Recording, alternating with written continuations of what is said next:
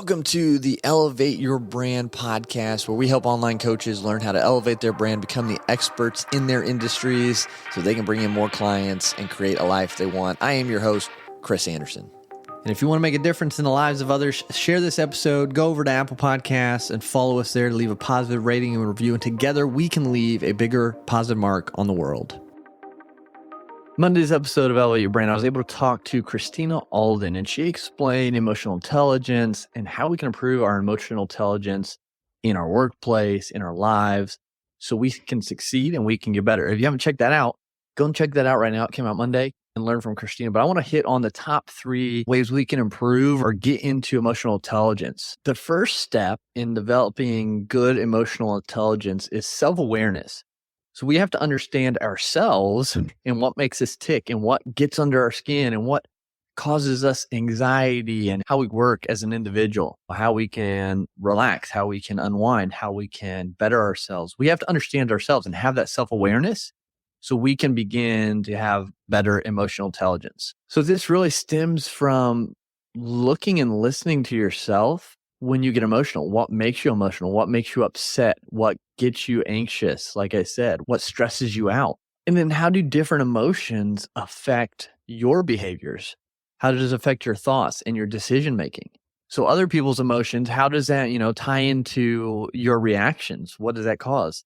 When you can understand your emotions and how other emotions play a part in how you react to things, that's a huge step within developing better emotional intelligence, that self-awareness.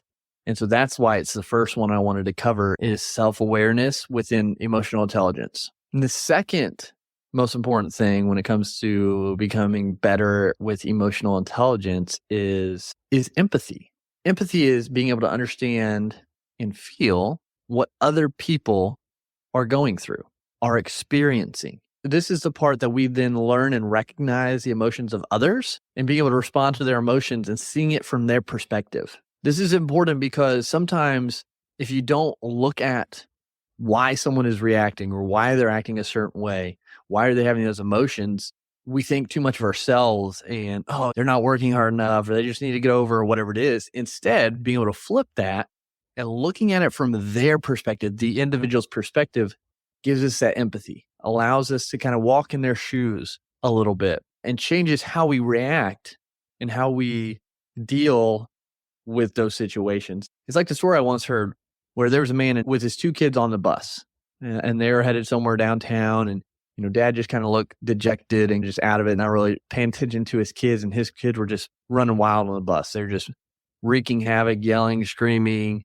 just acting out. Where you would think a normal dad would reprimand their kids or try to keep them in line because they're in a public transit system and some people might be trying to read or get work done on the way to their locations. And it was irritating this gentleman on the bus because he just saw these kids just acting up and the dad's not really doing anything. The dad just zoned out. And so they keep going along. Nothing has changed. And eventually this man who was getting really irritated by these children just doing whatever they wanted on the bus came up to the gentleman, the dad, who's just zoned out and said, "Sir, we're in a public bus.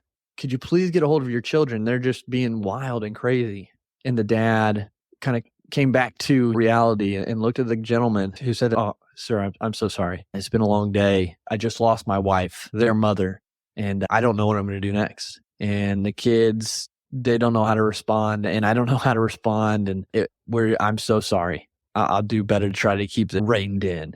And that story just gets me each time I hear it, talk about it and say it, because how many times have I been in that situation where I've just been selfish and just thinking about me in the moment and, those kids are just being so annoying. That person just sped by me on the highway and we don't know what people are going through.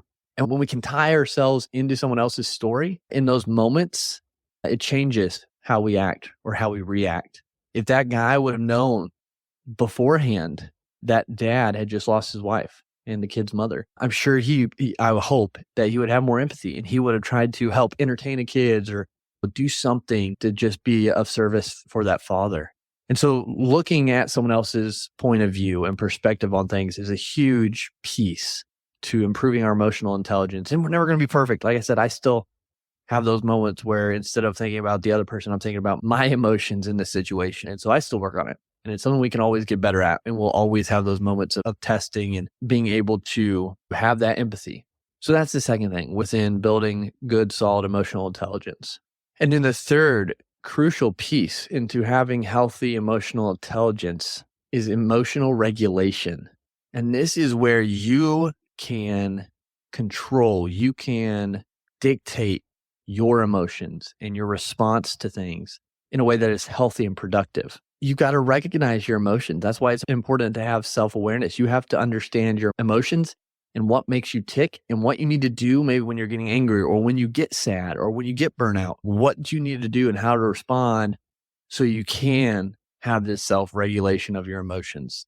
So that's why they all tie together, because we've got to respond in a way that's appropriate and constructive and not just go off the rails in any situation, sadness, anger, whatever it might be. And again, no one's perfect. I've been there. I went off the rails. We're not going to be perfect at this, but we can get better at this. And being able to develop emotional regulation allows you to make better choices as well, because a lot of your impulse actions, your impulse buying, your impulse anything comes from poor emotional regulation. So there's a reason that you go and binge buy those things, or you binge watch because it just makes you feel better, or whatever it might be, binge eat. That's all through a lack of emotional regulation, which we need to work on improving as we improve our emotional intelligence. Because when we can self-regulate, when we can have emotional regulation, we're going to have better decision-making skills, which in turn is going to help us reduce stress and anxiety. Because how many times have we went on a binge buying spree or a binge eating spree or a binge Netflix watching spree, and then after we're like, I feel pretty terrible. Like I didn't really need packs of chocolate or whatever it is. I didn't need to watch 30 episodes of Peaky Blinders in a row. I could have been a lot more productive. I could have worked out. I could have read. I could have been outside. I could have spent more time with my family, engaged. And being able to self-regulate our emotions in that way, better decisions, more productive, more positive things come from it, and then less stress and anxiety because we can make those better decisions. So these are the three things I wanted to hit on after my conversation with Christina talking about emotional intelligence, because I think it's such a crucial piece to becoming successful. I know as I've grown Elevate Media, there's been a lot of growth within this topic for me. And I still got a long way to go and a lot of improvements to make. But these things right here are the ones that I've focused on and have really helped me become a better person, become a better husband, a better father, a better business owner, a better boss. And so that's why I wanted to share these specific three things with you on today's episode and just dive into it a little bit. So hopefully you can take something away from this and improve your emotional intelligence. So if you found something useful in this, if you found anything good, let me know. Leave me a rating and review on Apple Podcasts. It helps just keep this podcast going. It's why we do it, to help other people. And so knowing that it's helping keeps us going forward.